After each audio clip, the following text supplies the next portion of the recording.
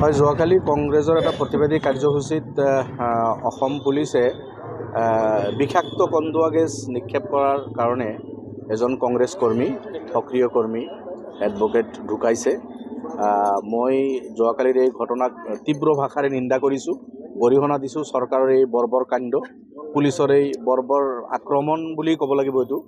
আৰু মই এটা ইনকুৱাৰী বিচাৰিছোঁ যে কন্দুৱা গেছত কিবা বিষাক্ত পদাৰ্থ আছিল নেকি। নহ'লেতো কন্দুৱা গেছত মানুহ মৰাৰ কোনো কথা নাহে। আৰু এজনে নহয়, এজনতো মৰিছে, বহুকেইজন আপোনাৰ ইনজাৰ্ড হৈছে, তেখেতসকলে উশাহ লোৱাত কষ্ট পাই আছে, হস্পিটেলাইজড হৈছে, কেইবাজন সাংবাদিকো তেখেতসকলে এনেকুৱা ধৰণৰ আঘাতপ্ৰাপ্ত হৈছে, মানে তেখেতসকলেও ইনজাৰ্ড হৈছে। গতিকে কন্দুৱা গেছ তাতে কিবা বিষাক্ত পদাৰ্থ আছিল নেকি, এইটো ইনকুৱাৰী হ'ব লাগে, এটা হাই লেভেলৰ ইনকুৱাৰী মই বিচাৰিছোঁ।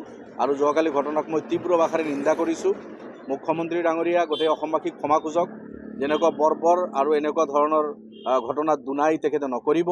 আৰু যি ঘটনা হৈ গ'ল ইয়াৰ সঠিক ইনকুৱাৰী কৰি যিসকল দোষী ব্যক্তি সেইসকল পুলিচৰ বিৰুদ্ধে বা সেই দোষী ব্যক্তিৰ বিৰুদ্ধে তেখেতে আইনগতভাৱে বিধিগতভাৱে ব্যৱস্থা লওক। হয়, যোৱাকালি কংগ্ৰেছৰ এটা প্ৰতিবাদী কাৰ্যসূচীত অসম পুলিচে বিষাক্ত কন্দুৱা গেছ নিক্ষেপ কৰাৰ কাৰণে এজন কংগ্ৰেছ কৰ্মী, সক্ৰিয় কৰ্মী এডভোকেট ঢুকাইছে। মই যোৱাকালিৰ এই ঘটনাক তীব্ৰ ভাষাৰে নিন্দা কৰিছোঁ, গৰিহণা দিছোঁ চৰকাৰৰ এই বৰ্বৰ কাণ্ড, পুলিচৰ এই বৰ্বৰ আক্ৰমণ বুলি ক'ব লাগিব এইটো। আৰু মই এটা ইনকুৱাৰী বিচাৰিছোঁ যে কন্দুৱা গেছত কিবা বিষাক্ত পদাৰ্থ আছিল নেকি। নহ'লেতো কন্দুৱা গেছত মানুহ মৰাৰ কোনো কথা নাহে।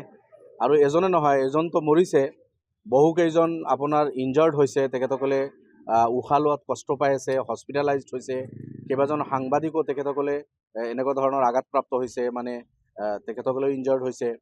গতিকে কন্দুৱা গেছ তাতে কিবা বিষাক্ত পদাৰ্থ আছিল নেকি, এইটো ইনকুৱাৰী হ'ব লাগে, এটা হাই লেভেলৰ ইনকুৱাৰী মই বিচাৰিছোঁ। আৰু যোৱাকালি ঘটনাক মই তীব্ৰ ভাষাৰে নিন্দা কৰিছোঁ।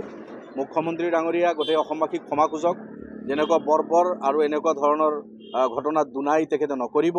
আৰু যি ঘটনা হৈ গ'ল ইয়াৰ সঠিক ইনকুৱাৰী কৰি যিসকল দোষী ব্যক্তি সেইসকল পুলিচৰ বিৰুদ্ধে বা সেই দোষী ব্যক্তিৰ বিৰুদ্ধে তেখেতে আইনগতভাৱে বিধিগতভাৱে ব্যৱস্থা লওক।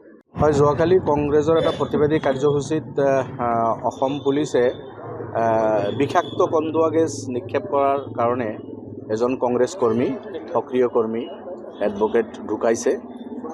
মই যোৱাকালিৰ এই ঘটনাক তীব্ৰ ভাষাৰে নিন্দা কৰিছোঁ, গৰিহণা দিছোঁ চৰকাৰৰ এই বৰ্বৰ কাণ্ড, পুলিচৰ এই বৰ্বৰ আক্ৰমণ বুলি ক'ব লাগিব এইটো। আৰু মই এটা ইনকুৱাৰী বিচাৰিছোঁ যে কন্দুৱা গেছত কিবা বিষাক্ত পদাৰ্থ আছিল নেকি। নহ'লেতো কন্দুৱা গেছত মানুহ মৰাৰ কোনো কথা নাহে। আৰু এজনে নহয়, এজনতো মৰিছে, বহুকেইজন আপোনাৰ ইনজাৰ্ড হৈছে, তেখেতসকলে উশাহ লোৱাত কষ্ট পাই আছে, হস্পিটেলাইজড হৈছে, কেইবাজন সাংবাদিকো তেখেতসকলে এনেকুৱা ধৰণৰ আঘাতপ্ৰাপ্ত হৈছে, মানে তেখেতসকলেও ইনজাৰ্ড হৈছে। গতিকে কন্দুৱা গেছ তাতে কিবা বিষাক্ত পদাৰ্থ আছিল নেকি, এইটো ইনকুৱাৰী হ'ব লাগে, এটা হাই লেভেলৰ ইনকুৱাৰী মই বিচাৰিছোঁ। আৰু যোৱাকালি ঘটনাক মই তীব্ৰ ভাষাৰে নিন্দা কৰিছোঁ। মুখ্যমন্ত্ৰী ডাঙৰীয়া গোটেই অসমবাসীক ক্ষমা খোজক, যেনেকুৱা বৰ্বৰ আৰু এনেকুৱা ধৰণৰ ঘটনাত দুনাই তেখেতে নকৰিব।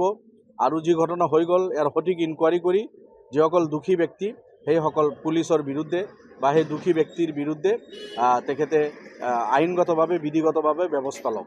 যিকোনো খবৰৰ বাবে যোগাযোগ কৰক 7099017330 লগতে 7099017110 নম্বৰত।